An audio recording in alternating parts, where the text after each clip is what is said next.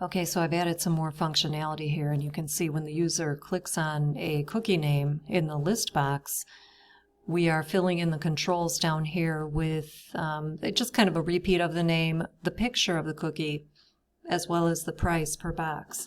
So let me show you how I set this up behind the scenes. Basically, I'm treating this as a parallel arrays program, and it is. But but we've got 3 parallel arrays, and one of those is, I'm saying this, okay? We are going to treat that list box as the first array in our parallel arrays. So the names of the cookies are in that list box. They are indexed 0 through 8, I believe, because there are 9 cookies. The first one is the caramel chocolate chip. The last one, I think, is the toffee or the s'mores or whatever. But the cookies are in the list box. And you know what I did, just so there's no confusion, I took out the those 2 that I populated at design time, just to show you. And I'm populating all of the 9 items at runtime, just so we see them all here. Caramel chocolate chip is first. Toffee-tastic is the last. Okay, this is like our first array in our 3 parallel arrays. So what other arrays do we have? We have a prices array. I put this one up at the top. It's just a quick little array, and I populated it all in one shot up here.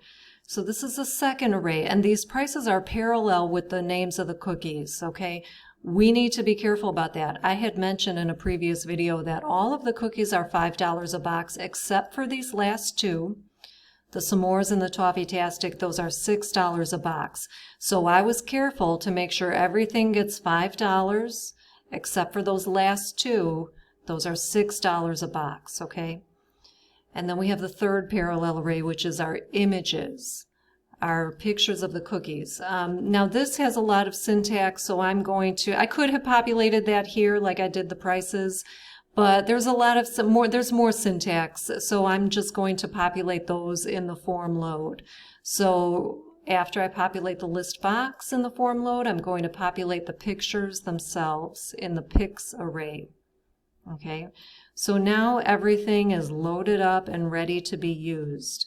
Oh, and then again, you know, when I'm populating these pictures, I've got to be mindful of, you know, matching them to the actual cookies. I don't want to just put them all in there into the array willy-nilly, and then we're going to be clicking on one cookie and then seeing the picture for another one, a different one. So you have to be very organized and very careful when you're populating parallel arrays. Make sure all the data is in the right place and matches the right item.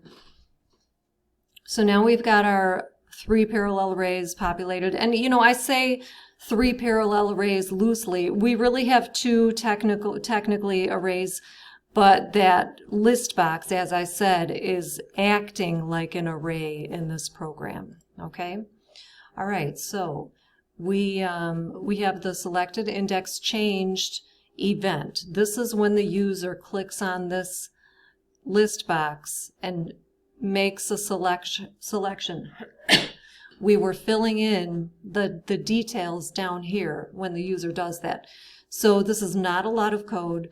Recall that the selected index property of that list box will contain the index or the number behind the scenes of what the user is selecting. Okay, so if they click on those caramel chocolate chips at the top, selected index has a 0 in it. If they click on the toffee-tastic at the bottom, selected index has an 8 in it. And you know, I'm making a big deal out of that because that selected index is like the key to unlock the values that you want in the other 2 arrays because they're like parallel arrays. So okay, so for example, when the user clicks on a cookie, let's say it's that first one, the caramel chocolate chip, what we'll do is populate, there's I think I have a list, no, I have a label somewhere, it's really tiny here. Yeah, this label will just kind of repeat the name of the cookie. We'll just copy the name of the cookie from the list box and repeat it down here. And we can do that with the selected item property of the list box. Recall that selected item gives you the actual text that is selected, okay? Not the index, the number, we don't want that in this case, but the actual text itself. So we'll get the repeat of the cookie name in that first label. And then the image, okay, these are in the array, remember, the parallel array. So again, when the user clicks on a cookie in that list box, the selected index of that cookie is what we want to unlock the data, or access the data in the picks array and the prices array too, which is coming up in the next line. But once I have that selected index, perfect. Oh, they selected the caramel chocolate chip up at the top. Selected index has a 0 in it. So this is basically what this code is going to translate to. And I'm going to go straight into the picks array and find that caramel chocolate chip picture, right?